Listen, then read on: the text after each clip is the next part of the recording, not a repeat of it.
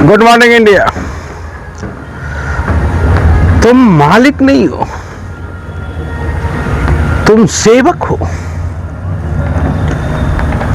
और मालिक परमात्मा है। अगर तूने मालिक समझने की भूल की तब तो अनर्थ हो जाएगा। जैसा अनर्थ हो रहा है,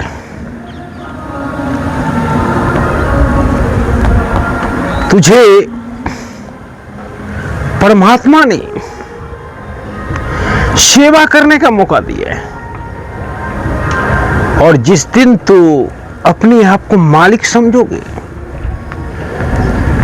उसी दिन तेरा सत्यानाश होगा। रावण ने एक ही भूल किया था और रावण ने कोई भूल नहीं किया था। रावण परम ज्ञानी था,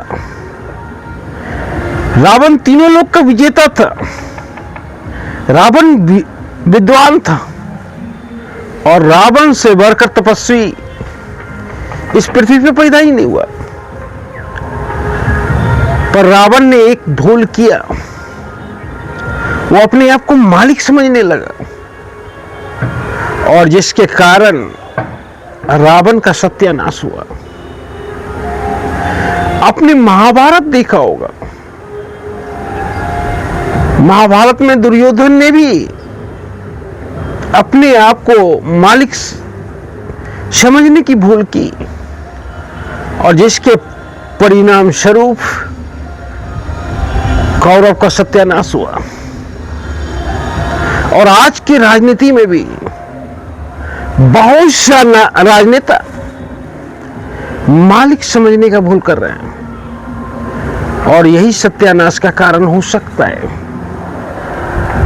जिस दिन तू अपने आप को मालिक समझोगे उस दिन तो सत्यानाश होगा ही, क्योंकि मालिक तो सिर्फ एक ही है, परमात्मा। परमात्मा के सिवा यहां कोई मालिक नहीं है और परमात्मा की कृपा से ही सेवा करने का अवसर मिलता है। कोई मुख्यमंत्री होता है, कोई प्रधानमंत्री होता है, कोई जज होता है, कोई एक्टर होता है, कोई क्रिकेटर होता है और सबके पीछे परमात्मा की कृपा होती है। बिना परमात्मा की कृपा के कोई कुछ नहीं हो सकता है। पर कुछ नेता, कुछ जज अपने आप को मालिक समझने लगते हैं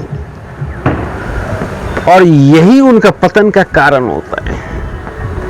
जिस दिन जिसके मन में ये बात घर कर गया कि मैं मालिक हूं, जिस दिन जिसके मन में मैं हावी हो गया, सोचो सत्यानाश का शुरुआत हो गया।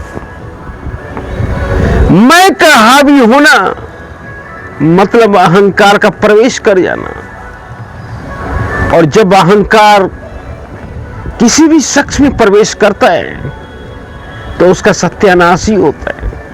दूसरा कोई रास्ता नहीं बचता है। जब नाश मनुष्य पे छाता है पहले ही विवेक मर जाता है। जब मैं हावी होता हूं तो सोचो कि नाश का समय आ गया। मैं को कभी हावी नहीं होने देना चाहिए। जिस दिन जिस वक्त मैं हावी होगा उसी वक्त आपका सत्यानाश होगा। जय हिंद।